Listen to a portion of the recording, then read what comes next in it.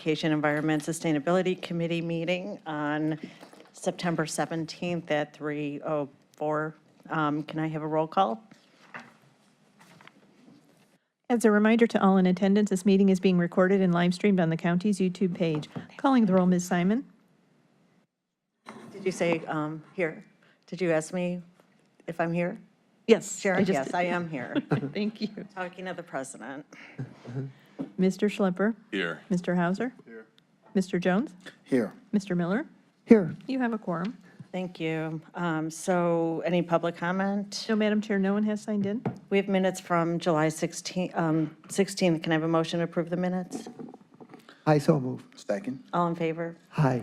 Okay, minutes approved. We have two items referred. One is 2025-0260. That's the first one. Can we have that read?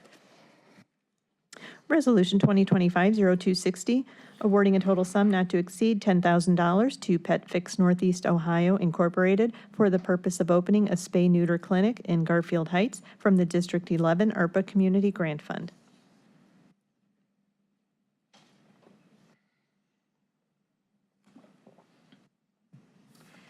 Hello, everybody. Thank you very much for this opportunity. My name's Christy Luco. I am the Executive Director of Pet Fix Northeast Ohio. Pet Fix is a nonprofit spay and neuter clinic. We currently have a facility in Euclid, and now we're looking to expand with a second clinic in Garfield Heights. So if I could just tell you a little bit about why we want to do this. Well, on the first day of each month, our clinic opens up spay-neuter appointments for 3 months into the future, and those fill within 48 hours. Our Euclid clinic is at full capacity, and it's simply not enough. In our community right now, many animal shelters and rescues are full. Some shelters are forced once again to euthanize due to space constraints. There simply aren't enough homes for all the pets that need them. Pet Fix believes that affordable spay and neuter is the key to ending this cycle of pet homelessness. That's why we're excited to be opening a second Pet Fix clinic in Garfield Heights, where access to low-cost spay neuter is urgently needed. To quote the shelter administrator from the Cuyahoga County Animal Shelter, "A large number of dogs that come into our shelter originate from the east side of town. Many east side suburbs are resource deserts, and there's a substantial need for veterinary services. Garfield Heights and surrounding communities will greatly benefit from all that Pet Fix has to offer. This is a real win for pets and their owners." Our Spay It Forward capital campaign has been raising funds from the community and foundations to help us purchase a building, as well as for renovations and equipment that we'll need to make it fit for purpose. Since 2006, we've performed more than 130,000 spay-neuter surgeries, preventing hundreds of thousands of unwanted litters. Now, with the addition of a second clinic, we'll be able to double our surgical capacity to 20,000 surgeries per year, reduce wait times and accidental litters, reach more pets in underserved neighborhoods, and help shelters and rescues adopt out animals faster and prevent euthanasia. We plan to use funding from this ARPA request to renovate this new space into a fully functioning spay-neuter clinic. We have an architect and construction team on board, and we have received a building permit from the City of Garfield Heights. Our goal is to have the clinic renovations finished by the end of this year or early next year.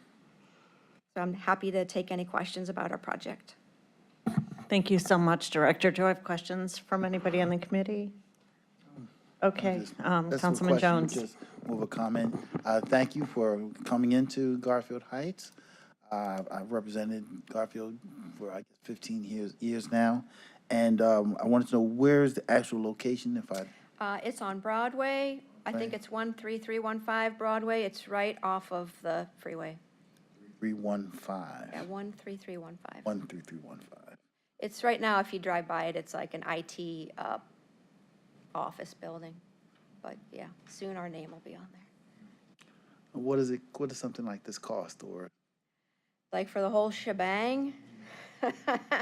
I mean, it's probably like $1 million project for the building and the renovations, at least. So right now, we've raised, so we had some money in the bank to start with that we've been, anticipating that we wanted to do this for a while.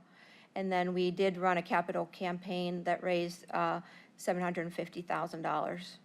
So we feel like we're in good shape to move forward. 250 away? Is that? Yeah, we're inching up there, yeah. Plugging along, great. What does it cost to actually spay and neuter A pet, well, that's a good question. So at our clinic, the cost of a cat surgery is gonna be like $50 to $70. That's for a owned cat. If it's a community cat or a feral cat that comes in a trap, that's less expensive, that's only $25. Dogs depend on their size and if they're male or female.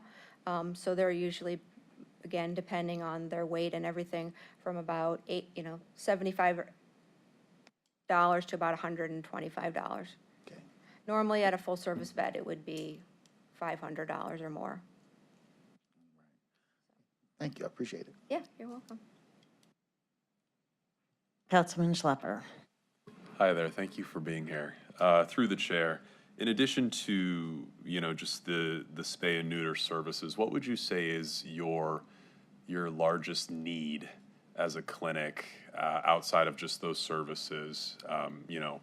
Food, transportation issues, I'm kind of curious, additional needs. For the clients, like the needs for the clients? Like No, the- as a clinic, are there other additional pieces? And I guess it kind of segues into a secondary question of how do you continue to fund in perpetuity once you have the site opened? Right, so right now our funding model is based on sort of high volume spay neuter, which is a little different than most clinics. So on any given day, we're doing between 40 and 50 surgeries a day. Those funds that we bring in for the surgery fees plus vaccinations, microchips, there's a few other services that we offer, covers about 80% of our operating funds. And then we'd fundraise for the remaining portion with donors and foundations and things. So we anticipate, again, if we're able to do a similar number of surgeries at the second clinic, then we'll have that same sort of funding model.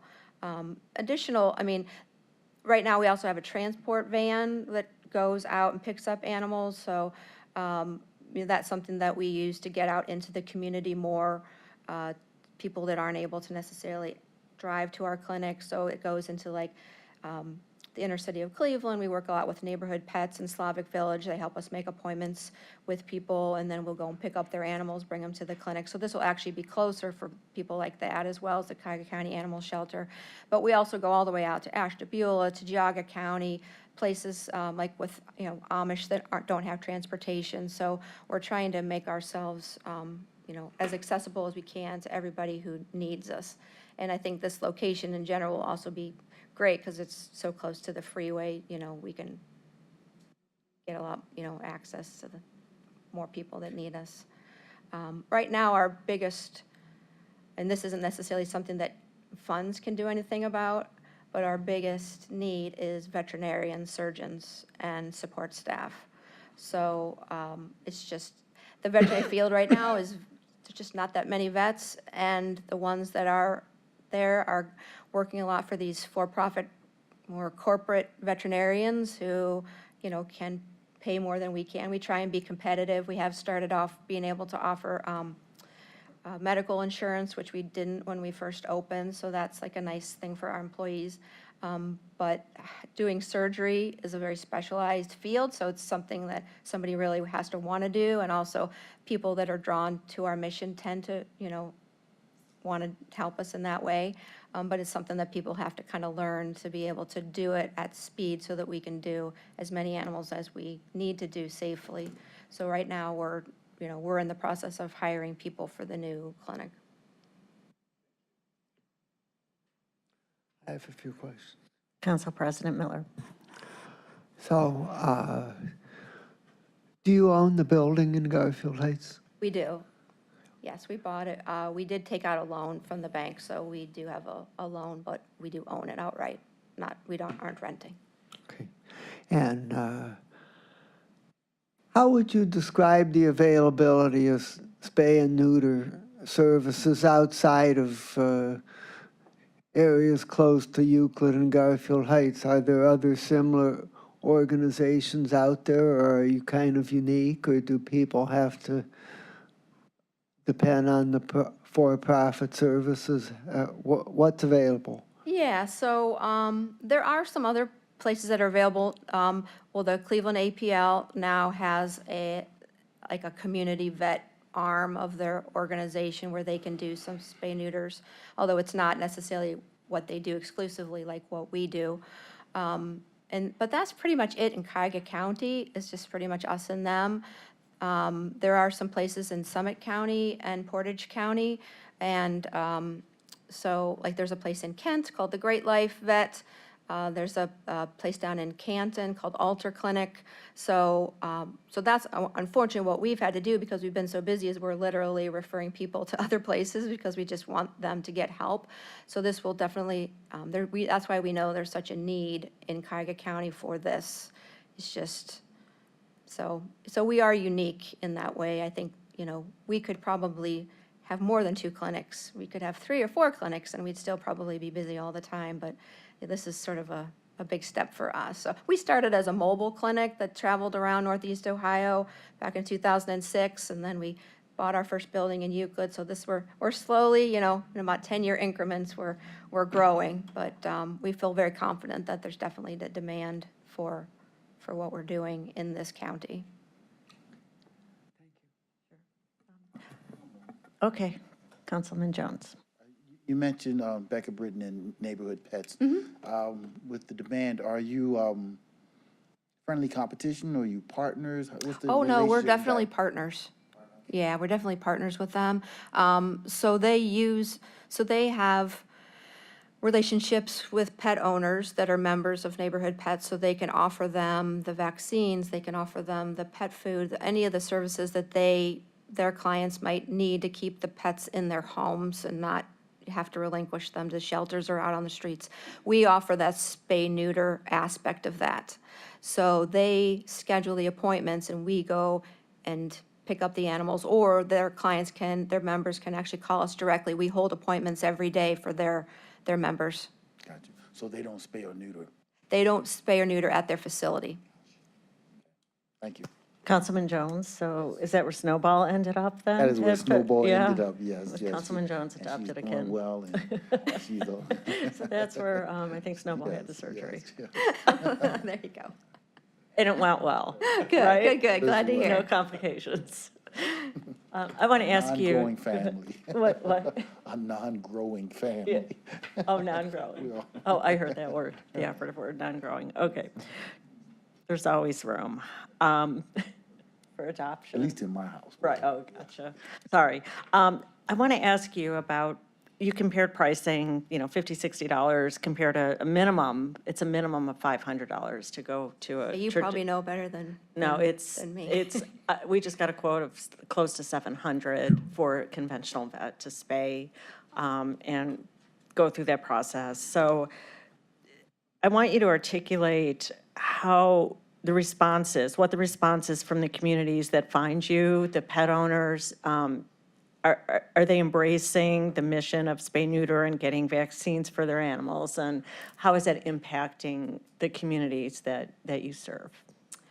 I mean, we talk to people all the time on the phone that are just over the moon excited because people want to do the right thing. They want to take care of their animals. They don't want their animals to have puppies and kittens that they have to find homes for, and they know there's already so many of them and it's expensive and all the reasons, not to mention the things that can happen with a pet if they're not fixed, different cancers and infections of the uterus and things. So there's so many benefits of spay neuter.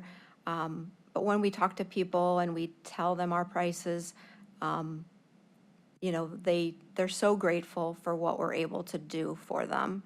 And so we hear it a lot. And we're really lucky because these are usually young animals who are just, getting adopted or found or whatever. So, again, sort of like they're starting a new family, they're bringing an animal into their home, and we want everybody to be able to enjoy, all the wonderful things that animals can bring into our homes. But we know a lot of people. I mean, I'm not even just talking, you know, people who are low income. I mean, middle class people cannot afford some of the things, as, you know, Sunny just described, how expensive this can be to take their animals to a vet. So, so people are really, really grateful for what we're doing, and we hear and see it all the time. So, so we're, yeah, I don't know if that answered your question.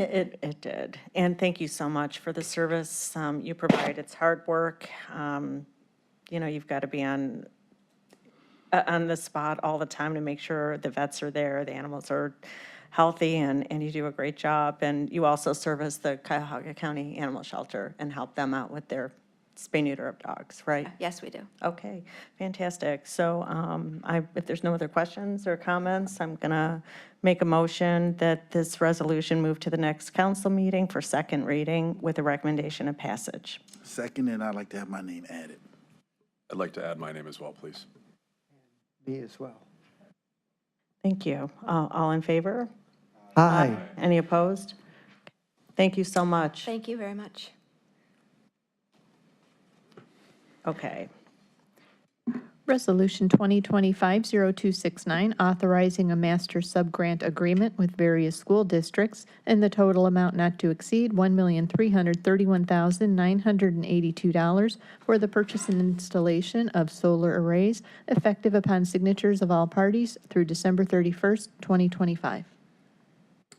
Thank you. Hi, this is Valerie Katz, Deputy Administrator for Cuyahoga Green Energy. And before I talk about the resolution, I just wanted to introduce the newest member of our team. This is Libby Lehman, and she is our new Senior Project Manager. She comes to us from Cleveland Hopkins Airport, where she was their Sustainability Manager, and prior to that, she worked for the City of Cleveland Department of Sustainability. She's been with us for just a little over a week, and she's already making our lives easier, so we're grateful to have her, and I just wanted to introduce her to everybody so you know her when you see her. So regarding the resolution, this is our Solar for Schools program, and the purpose of this contract is to subaward Department of Energy money to our 3 participating school districts, which are East Cleveland City Schools, Maple Heights City Schools, and Cleveland Municipal School District, to collectively install between 300 and 400 kilowatts of solar on their respective school buildings. There are several goals to this program, and these include providing energy savings to our participating districts, providing educational opportunities for their students, to serve as a model potentially for other districts who may want to also adopt renewable energy in the future, and in general, to bring more renewable energy to our region.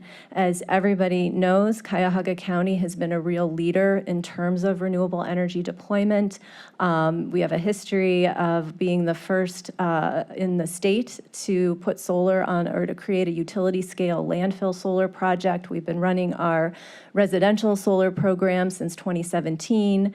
We have solar right now on 4 county buildings. Just last summer, we received a $129 million grant to do more solar on brownfields and landfills throughout the region. But this is really the first time we've taken the opportunity to work with educational institutions.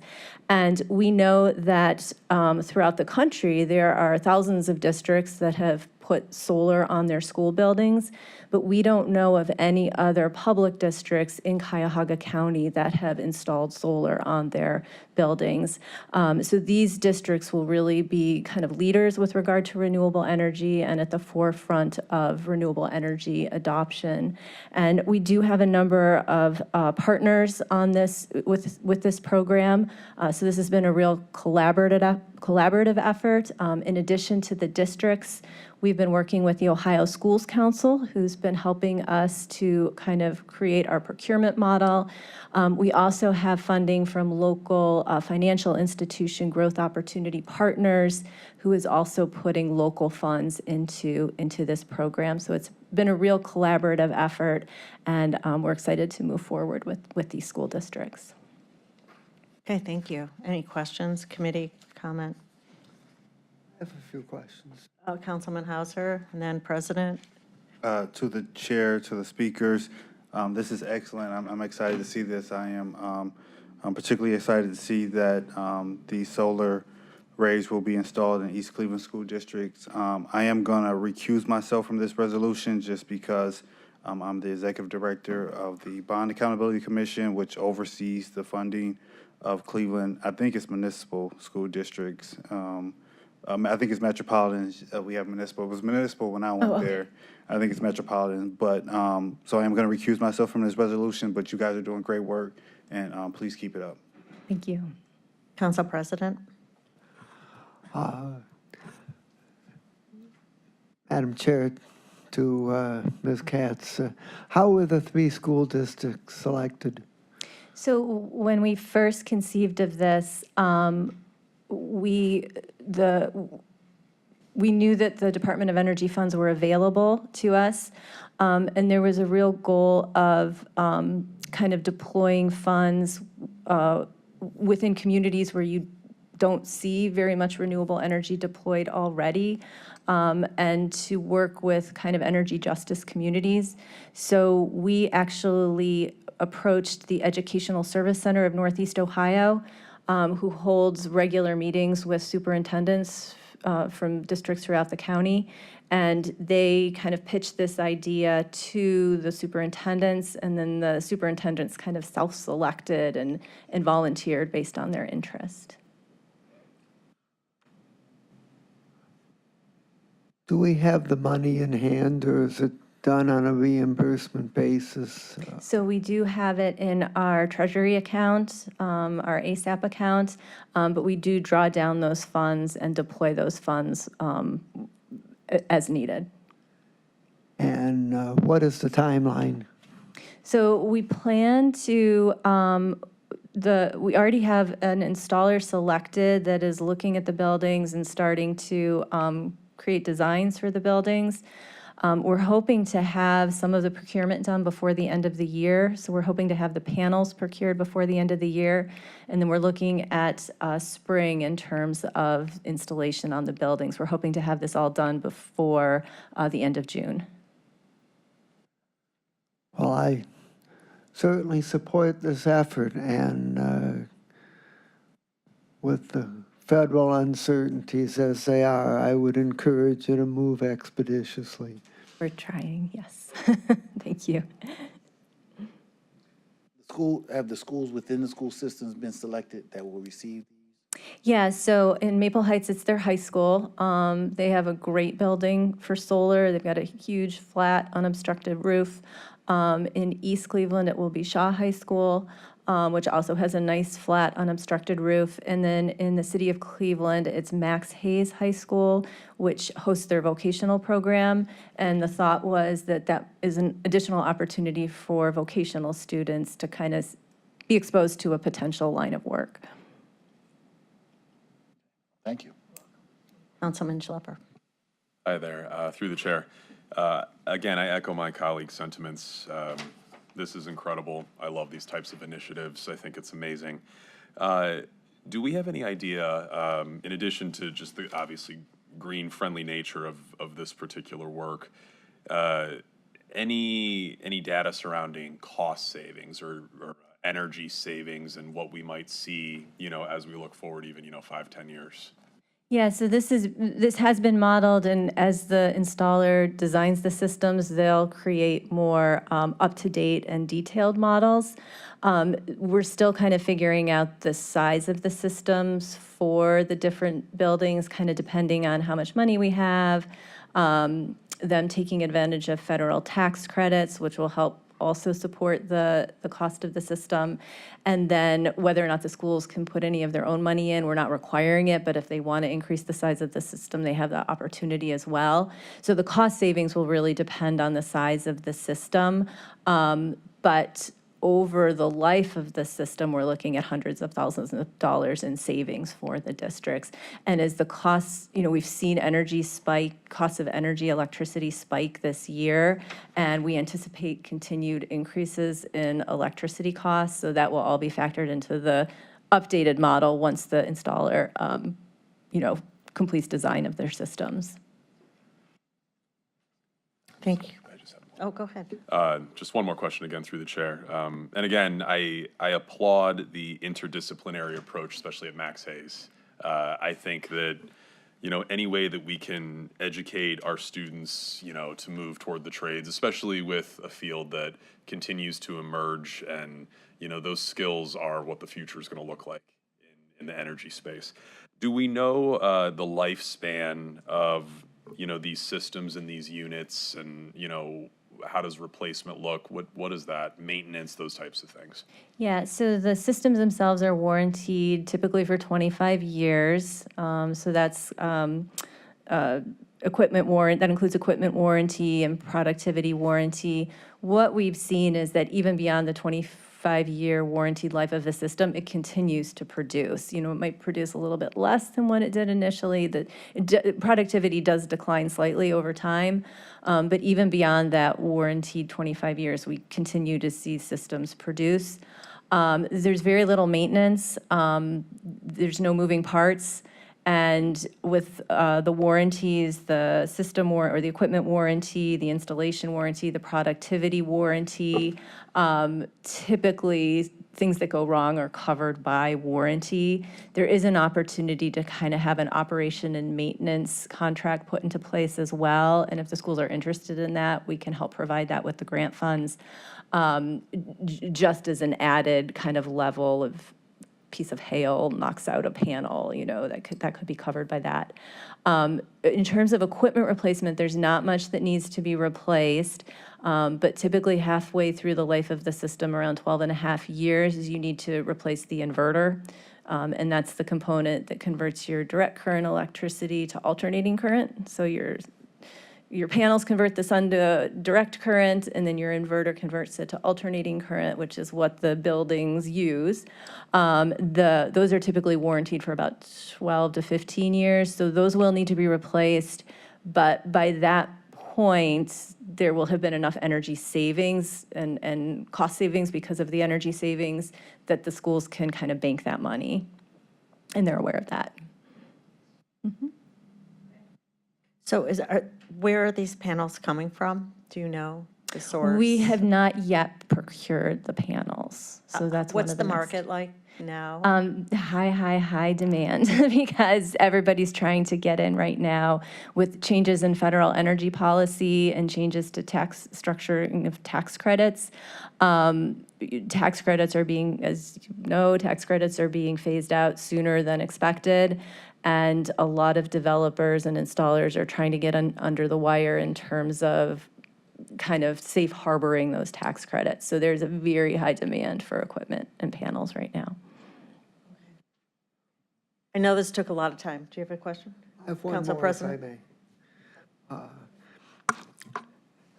I see that the legislation provides for various sub-grants effective on signature through 12/31/2025. Is it a problem that some of the construction is not expected till 2026? We intend to submit the contract for an extension once it's been passed, because there have been delays because of uncertainties around federal funding and kind of waiting to see what was happening with regard to federal grant funding and tax credits. So we are behind the original expected timeline, and our plan is to kind of turn this contract around and have it extended, or request to have it extended. Would it make more sense for us to just adopt a later date rather than having to submit new legislation and a new contract? If that's possible, that would be amazing, yeah. What date would you have in mind? Let's say 1 year later. 1 year later. I so move. Okay, second. We're amending the legislation to change the date. All in favor? We need a second. Second, I thought I did. Okay. Okay, then. All in favor? Aye. Aye. Any opposed? Okay, so we've amended the date to 12/31/26, correct? 1 That would year be from, very, very helpful. Yes. and Trevor's coming up now, staff, to give us a note.